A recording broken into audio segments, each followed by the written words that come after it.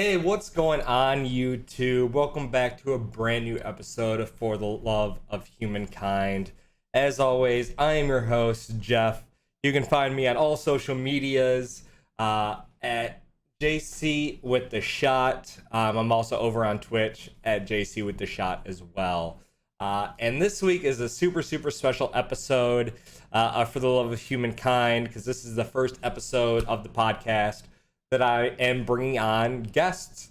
And so I'm super excited to have two of my very best and closest friends on the show with me this week, who both host their own podcast, and we'll have them talk a little bit about that as we get into the podcast a little bit later. But this week is a super interesting episode and probably one of my favorite episodes thus far, because we really talk about and break down what is happening within society, why is society in a state of brokenness, and how do we get out of this state of brokenness. And I am super excited to talk about ways that people can realistically assist in getting us out of a broken society, because I think there is a lot of work to be done. And this is a topic that I think is extremely prevalent at the moment, and something that my friends and I have really been talking about and focusing on, over the last year and a half in a lot of our conversations. And so I'm super excited to have them on. And so without further ado, welcome to this week's brand new episode of For the Love of Humankind.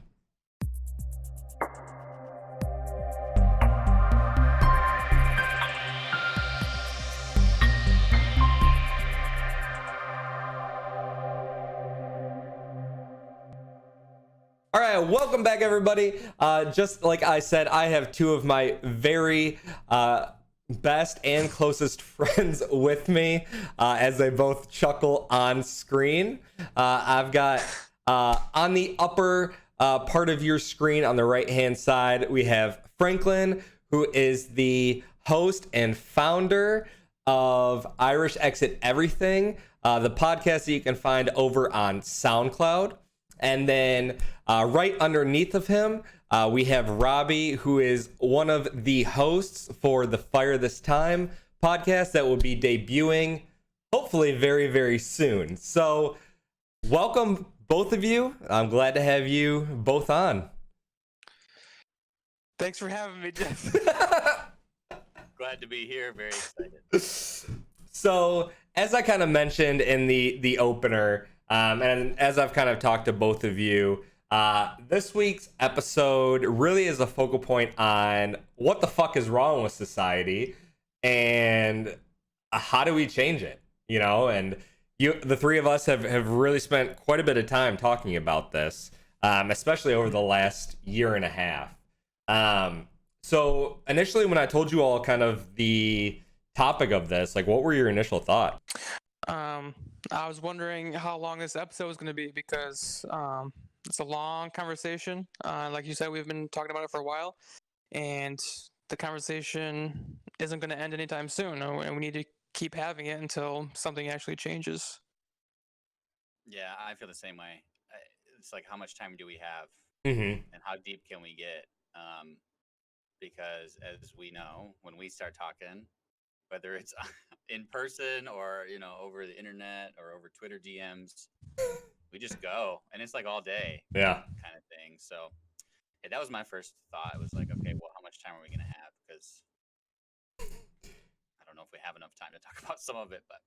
Yeah, and as I kind of briefed you all before we even started recording this week, I said, depending on how long this conversation goes, this could be a multi-episode podcast, and I definitely don't want this to be the only time we talk about this, because I think that, when I developed this podcast, and I think you both know this, that my biggest focus was talking about topics like this and talking about, human stories, how what's happening in society is impacting different people, and really what are the things that they're experiencing. And I think this is kind of our first taste on this podcast to talk about that. And I know that we're sitting here as three white men, and we're going to be talking about some of the things that are, plaguing society that were developed by the white people. And so I'll be really interested to kind of hear y'all's thoughts as we kind of continue the conversation. And so I do want to kind of hop right into the first question. And, we broadly talk about, and in my intro, I talked about, the things that are plaguing society. But for the people out there that, aren't paying attention, that might live under a rock, which is hard to do these days. What are the things that you two see as like the biggest issues that are plaguing society and everyday life? Robbie, you go first. Well, you said that for the people that have been living under rocks, and the first thing I thought was like, what do you say to people that have just been ignoring it? Like, how do you get through to them? The answer to that is I don't know. But in general, I think there are a number of things. The things that are coming to my mind right away for the society that we live in America, capitalism is probably the biggest and most invasive structural, in my opinion, structural thing that causes the most oppression, or is the root of most of the oppression that happens in society. And I think, and that's not to say that others are not as important or as invasive, but I think you can follow the lines, the roots of every other subsystem or regular system of oppression, and it leads back to capitalism in some way. So I think that's like the first thing. Yeah, that's like the probably the biggest and first. I mean, I could name racism, sexism, xenophobia. You can name all those things, and we could probably spend 12 hours a piece talking about them. But to me, right now, the most imprinted on me is capitalism and all the ways that it continues to dehumanize and oppress people.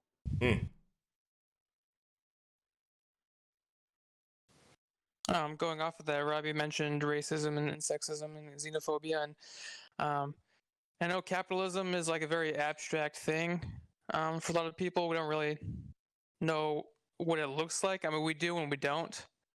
When you put a name to something like that, yeah, people don't really know how to illustrate it in their minds because it's just something that exists, right? And you don't know like how to dismantle it or stuff like that. But racism and sexism and other oppressions like that are actually tools that capitalism uses to keep us divided. And when I say us, I mean basically anyone who's not wealthy, right?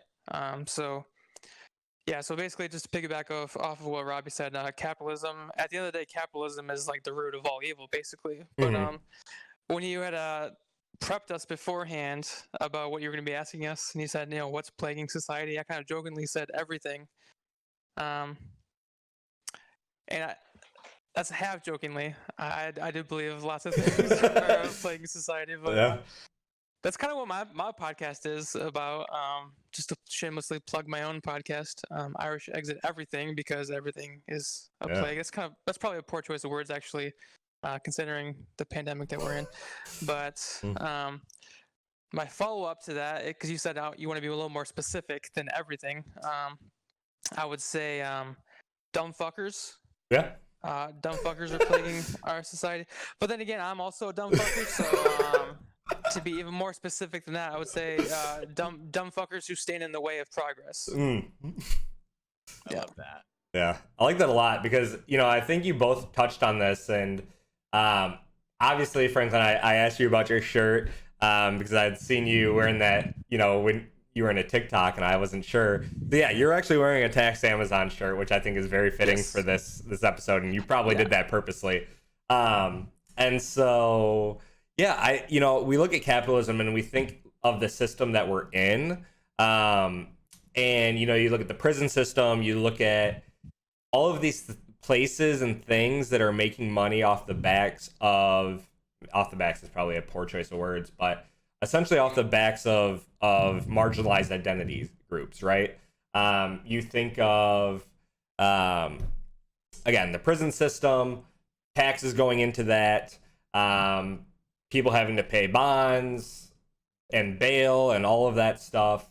You look at these gentrified areas, which again are making money off the backs of people who don't have money, and yet this country that is so great is still in trillions and trillions of dollar in debt to themselves, which still makes zero sense to me. And so I agree with both of you. I think capitalism is the biggest issue, and a lot of the other things stem off of that, right? And I think that we look at a lot of the protests that are happening, especially with with the Amazon workers, and we're seeing a huge movement in Alabama, with trying to unionize, and Amazon has come out right and said we're not going to let people unionize in Amazon. And I think that the fight that's taking place, which is where you got that shirt from, I'm sure, attending one of those protests, but is there any way to take out corporations like this? Is there any way in our current system to avoid buying into top 500 companies, right? Or putting into spending money, our daily money, into something that's gonna increasingly make the rich richer? And I know that's not a question that I asked you all, but and prepped you with, but is there things that we can do, right? Like the three of us have talked about living off the grid and being able to grow our own food, but at some point you're still going to be spending money on certain things that are probably still going to make the rich richer. So is there a way to get past that?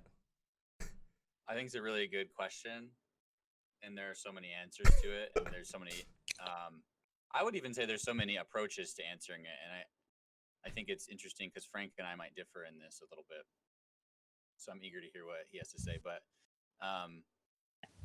yeah, I mean, I am of the opinion and belief that there's no ethical way to consume under a system like capitalism. There's ways to minimize your consumption, and you asked, is there a way to not buy into these Fortune 500 companies? I don't know if there's a real way to do it yet, not one that I have been able to adopt, because these companies own so many small things that we don't even know about. Mm-hmm. Like we talked about a few weeks ago, Twitch Mm-hmm. being owned, like having a parent company, and like by streaming, are you participating in an unethical way in this whole system? So I don't know. I think that, yeah, going back to my original point, there's different ways of approaching it. I tend to approach it in the way of like, there's really no way. I mean, we have to spend money to live right now. Yeah. Unfortunately, we have to spend money to eat food, but we can choose where we're spending our money to eat food. We have to have a place right now of shelter. And some of us are lucky enough to, like, that a part of our job is living where we work. Mm-hmm. I say lucky, and every day I'm like, why do I do this? But Yeah. everyday people have to pay money, pay rent, right? Pay whatever that looks like to somebody else so that they have shelter. And unfortunately, so many people don't have that. Mm-hmm. So I don't know.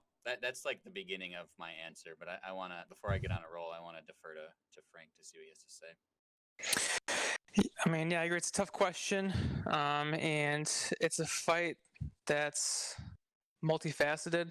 It's a battle on many fronts, I guess you could say. Yeah, being a more conscious consumer helps, but that's not gonna do much against multi-billionaire corporations. So there has to be legislation, again, like tax Amazon. That's a start. But even in politics, with the two-party system, I know you're probably working your way up to this question anyway, but you have Democrats and Republicans, supposedly the left and right, but really it's the center and the right. And that system, that two-party system, is in place to keep corporations wealthy. Mm. So, so the one front is being a more conscious consumer. Another front in politics is replacing that two-party system where people actually have their voice has more of a say in a multi-party system. So that's another a battle that you can take in this fight. Mm. With that, it's a hard. You have to. It's almost like you have to participate to demolish it. Mm-hmm. Like you have to play this game, and it feels so weird and icky sometimes because you're like, gosh, I really don't want to be like. I think we could be focusing on this other thing, but unfortunately, that's what we have to deal with right now. That's the system that we have. So, yeah, and yeah, I don't know, Jeff. What are your thoughts on this? Like, what are you thinking?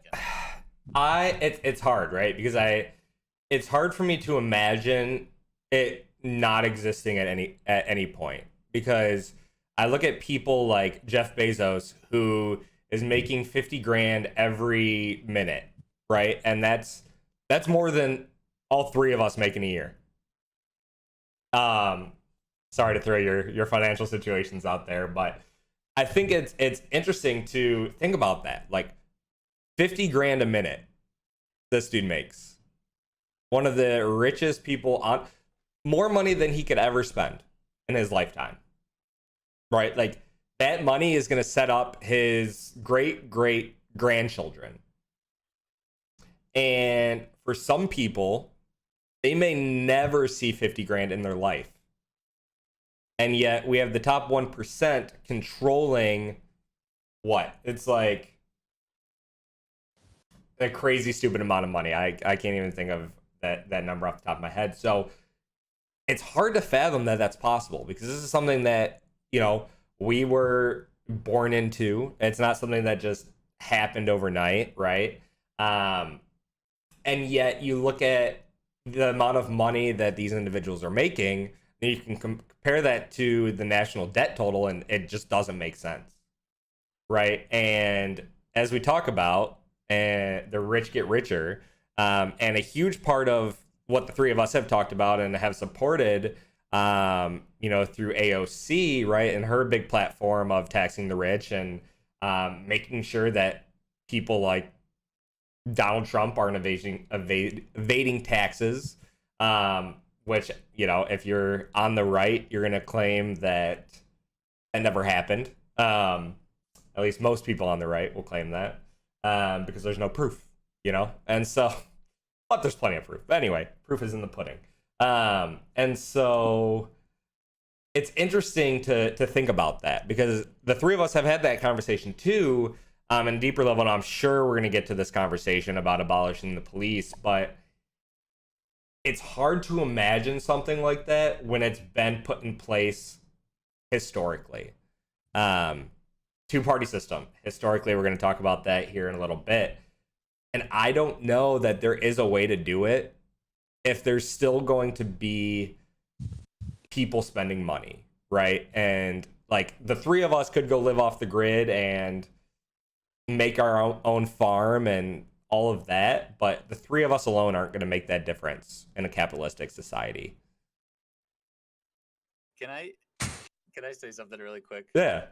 I want to tie what you just said back to your initial question.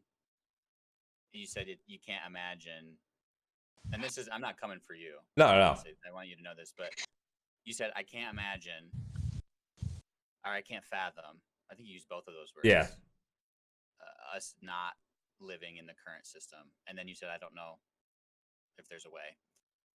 If there's one thing that I could sum up our collective, like what collectively plagues us, it's people's inability to imagine a different future. Oh, absolutely. Or a different place of living.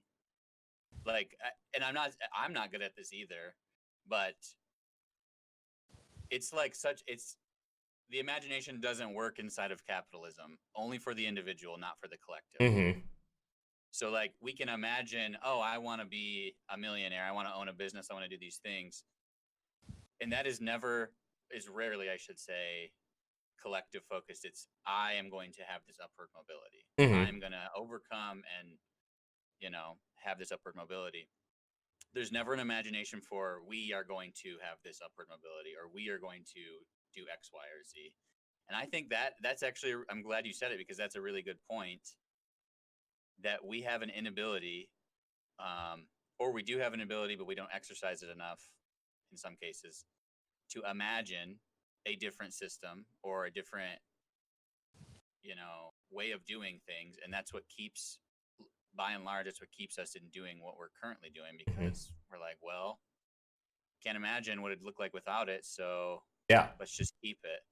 And you mentioned prison abolition and policing abolition. That's why so many people want reform and not defunding and abolishing. They're like, well, we can just reform it, which actually means you're throwing more money at it for training and for equipment, etc. So I wanted to point that out because that's a good point. The imagination is a catalyst. It's not the only thing. You have to be a realist too. Yeah. Which is where Frank and I converge. But that's like the very first thing. If you cannot imagine it, it's going to be really hard to be working towards something that you believe in. Yeah, and I know we often joke about this, and Franklin, I know you joked about this before we started recording, but I am not smart enough to be able to like think and process what a different system would even begin to look like. Like I am not somebody who could be like, all right, I'm going to write this down and be like, okay, so this system's going to work because it's going to work. This is how people are going to eat. This is how people are going to do X, Y, and Z. Because I think obviously, our makeup and our experiences have crafted us to be who we are. And we were all born into a capitalistic society. And so how do we break away from that? And I guess I'm curious to hear y'all's thoughts. And is there a way to break away from that? Robbie, I know you kind of just talked about this, but moving towards a collective rather than an individualistic perspective. But have you all put into thought, what a different society would look like? I guess I'll jump in here. I completely understand where you're coming from, Jeff. It's hard to fathom any other society, right? Because that's just what we were born into, and we take it for granted. That's just how things are, right? That's one of the many justifications for it. But I've heard that when something has a beginning, it can also have an end, right? So capitalism wasn't always the way things were. It's been the way things have been for hundreds of years, sure. So that's why we just shrug it off like, well, this is the way things are. But it did have a beginning, so therefore it should have an end. Before capitalism, humans were, I guess you could say, more socialist, right? It was out of a need for survival, but they worked in cooperation with each other, right? Just out of the need for survival. But when we started to advance, develop farming, domesticated animals, that's when we started to create a surplus. And that's when you see people claiming ownership of that surplus. And when you do that, that's how you start accumulating power, because you say, okay, I own all this surplus, so I have all the power. So that's kind of where like capitalism was born out of. I mean, again, this is hundreds of years ago. So there's a little more nuance to it now. But if we were to start distributing that surplus more equally, then we could start moving towards something that's not a capitalist society. And will that work? I don't know. Like, I can't predict the future. But what I do know is that what we have right now is not working, right? It's not working for everyone. So I can't tell you what is going to work, but I know what we have right now is not working. So we should definitely move towards something else. Oh, no, absolutely. And, you bring that up, right, of the surplus. And this reminds me of a conversation that I brought up to y'all. One of my many high thoughts that I brought up to y'all about value, right? And how does one define value? How does one define what something is worth, right? So I have a surplus of three cows or three cattle. like that's going to be worth X, Y, and Z, right? And I think that falls into that mindset of what I own is worth more than what you own. So you have to give me more of what you own to have what I have, right? And I think we're seeing that, right? We're seeing that with technology. We're seeing that with everything that's taking place. And I think that's really interesting to think about, how these corporations are defining value and defining worth, because what we're seeing is they're not defining marginalized identity groups as being valuable or worth what they need to be worth. And I think that's the sad part of being in this current society, at least in the U.S. Because, like you said, it's been something for centuries that we've been managing through. And so, yeah, I completely agree. Robbie, were you going to add a thought to that? I was just going to say Frank said it really well. Like, people's common response to like not having a two-party system or expanding the party system is, well, it won't work. They specifically say socialism won't work. Or people that are candidates or politicians, let's say, that are a part of a socialist network and group, like their values won't work, what they believe in won't work. Capitalism has never worked. So like whenever somebody says that, I'm like, well, the thing that we're doing right now hasn't worked since its inception. Mm-hmm. Let me go back. It has worked in that it has continued to dehumanize people, continued to put some people on a pedestal and others lower on a pedestal, et cetera, et cetera. Like you can talk about it and look at it from all angles, but at the end of the day, like it is doing what it was designed to do in a lot of ways. Mm-hmm. We look at it as a broken system because it's not for everyone. It's not helping everyone. The people who created it are like, this is working and you need to get on board. There's another point that I was going to make, but it has lost me and it'll come back to me in the middle of the night probably. But no, I just think that was a really good way to say it, because what we're doing right now is not working, and yet you're saying that something else won't work. You're basically limiting your ability to imagine that something else could work. And it's probably because it benefits you. Yeah. to stay in the system that we're in, it probably benefits you. So Yeah.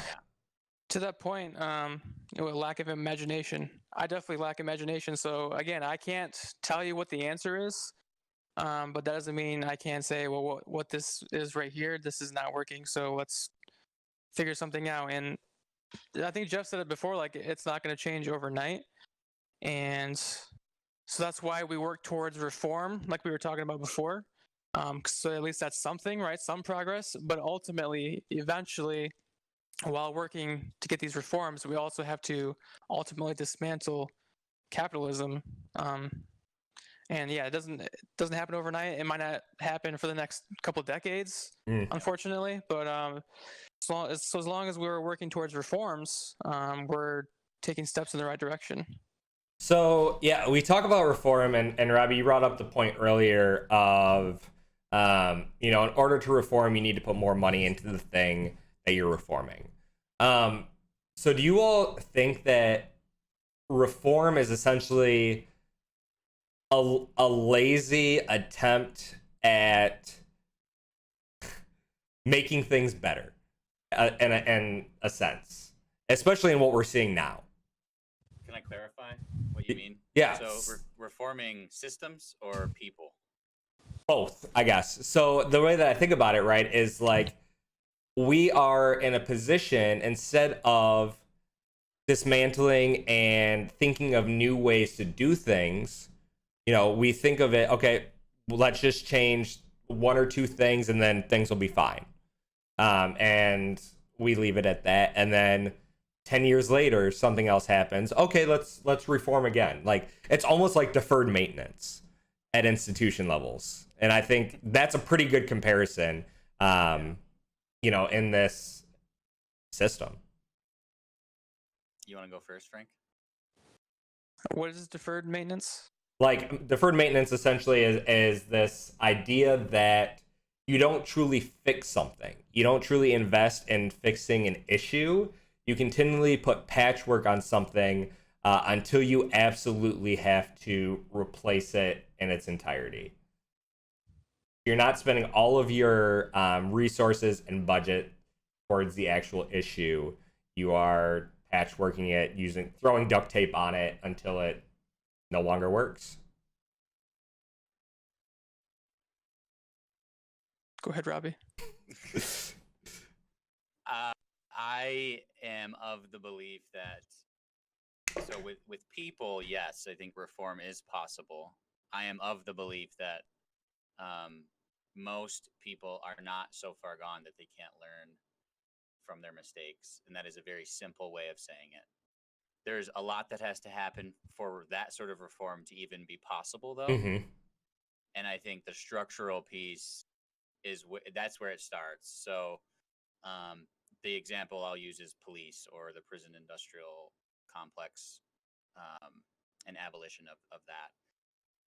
I personally think that abolition is the only way. And the first step to that is defunding. Mm-hmm. The problem is that the people who are saying only defunding, like there's a limit to the impact that that's going to have. Sure, that will take money away from policing as we know it today and put it towards other programs. But as long as police are still in the same form as they are right now and today, that money will slowly come back to the police. There's going to be politicians at some point that are going to say, and I hate to say it, but I don't hate to say it, it's going to be Republicans that are going to say, well, okay, we've had this for 4 years and it doesn't work. We're going to take the money back from that social program and put it back into policing. But that's just one aspect of it. Another aspect of it would be demilitarizing communities, taking police out of schools, taking police out of places, or even like heavily armed security guards that aren't technically called police, but are clearly like they have some sort of weapon that is used to kill. Or metal detectors. Yes. Yeah, metal detectors in schools, and typically lower socioeconomic school districts, right? Yep. Along the same lines. Yes, and it's not only that, but it's freeing people from jails and prisons for things. Specifically, the first step would be for things that were nonviolent crimes. There should be nobody in jail or prison for any sort of drug charge, in my opinion. And that's a very broad statement. I'm happy to go into detail, but that's one thing. Mm-hmm. Another thing is repealing laws that criminalize people literally surviving. Yeah. Like, okay, somebody went to a store, stole food because they had to eat, and we're going to put them in jail or prison or whatever, right? And then it's investing some of the money that you have now pooled into programs or initiatives that help the community with their own self-governance. So you're literally giving power back to people. Yeah. And letting them make decisions for their communities.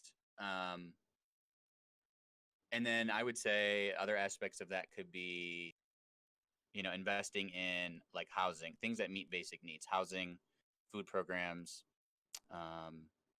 et cetera. I think, Frank said it best earlier when he said essentially taking money from people who are hoarding it and redistributing it.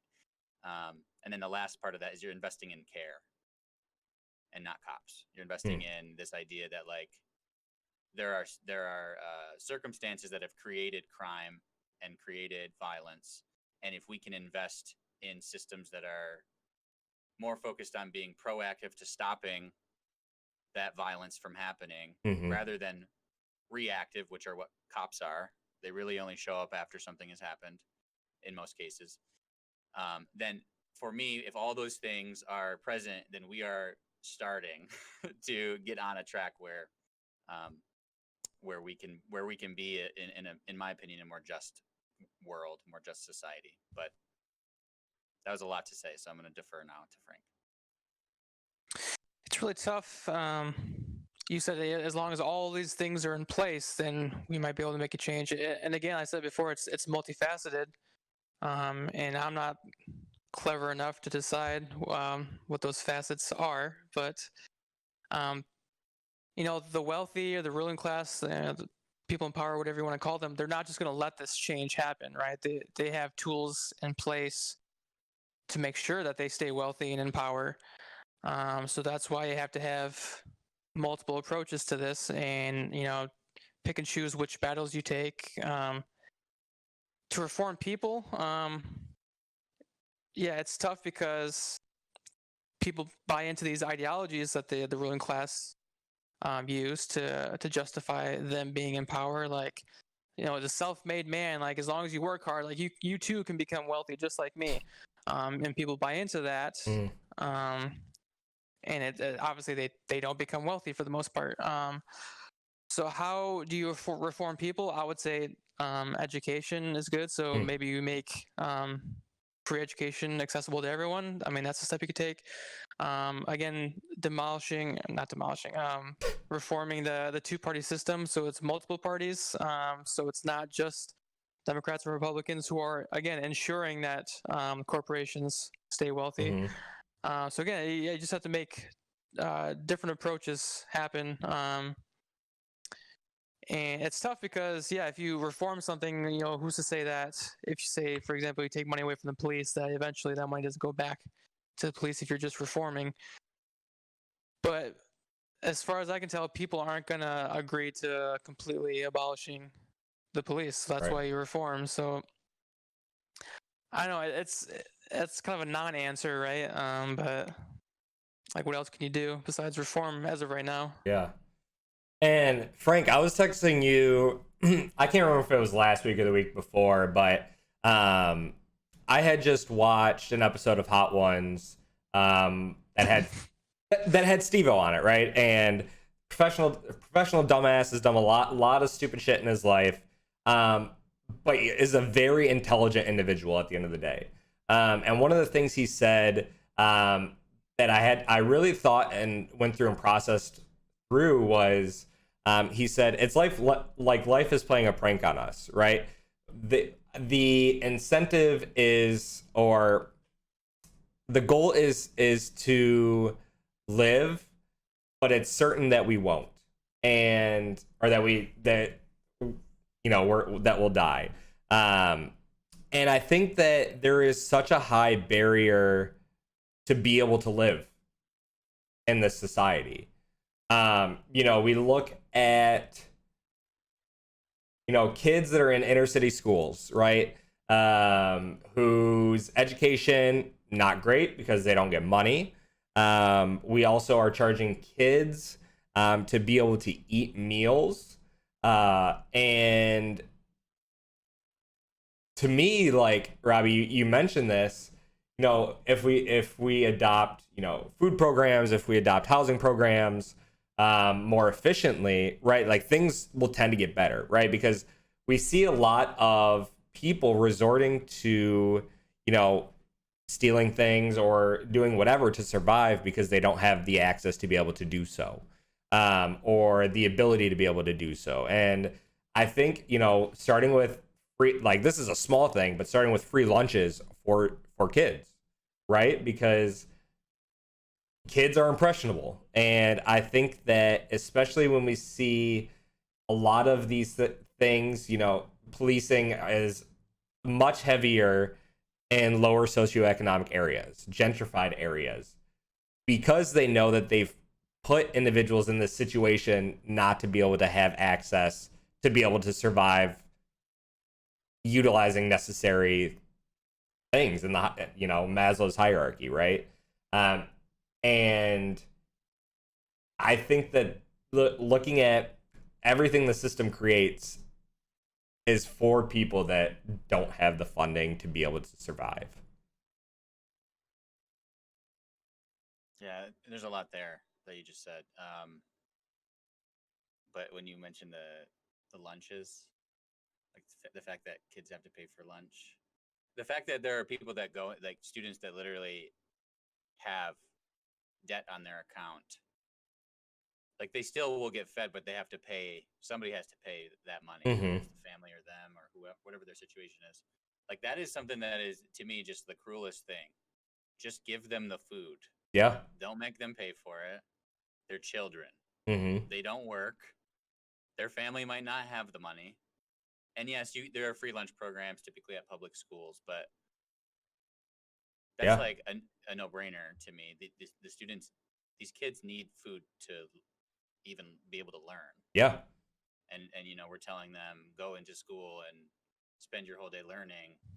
But if they don't have the money to pay for it, or you know, their family doesn't have the money to pay for it, then it becomes like a big question mark. Yeah. There's a activist and writer, Ashley C. Ford, from Indiana, actually, where I'm at, and she for a period of time, and I don't know how long this period of time was, but she was paying off. She was going to public schools and just paying off as many kids' student lunch debt as possible, and it went viral. It was on like Facebook or something, but that's how I became aware of that specific piece of it. Yeah. But anyways, there's a lot of other things you mentioned, and I think it's worth unpacking. I don't know if we have all the time to do it. But yeah, I want to be clear though. I think if you're talking about something like policing or prison, there's a difference between defunding and reforming. The reason why I said reform requires money is because typically when people think of reform, they think of training and supplies Mm-hmm. that are going to somehow change outcomes. And what we have seen for years is that no amount of reform has worked. Like we've been doing that. So I don't know.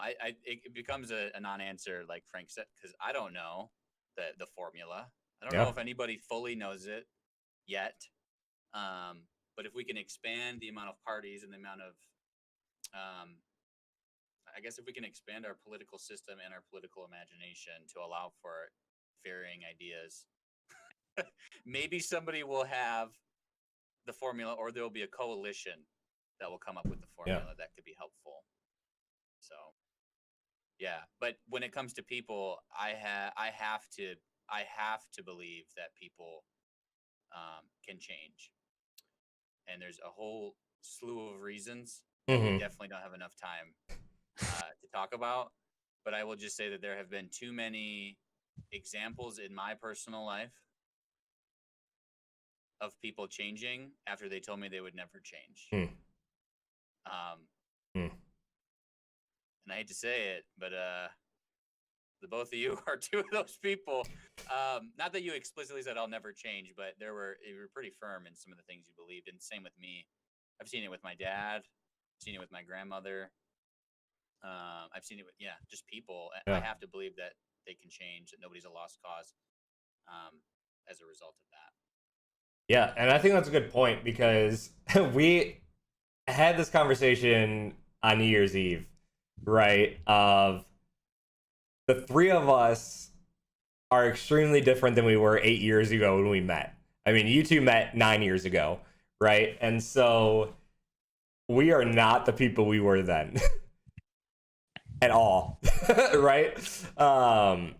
And it's crazy to think of the things that we are doing now, and to think of the things that we wanted to do back then, right? And comparing it to now. And I think that that's a completely different conversation for a different time.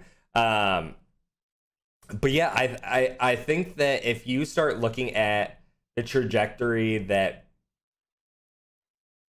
individual growth takes place, I don't see why that can't also lend to growth of a system or growth of whatever the hell is happening most of the time, right?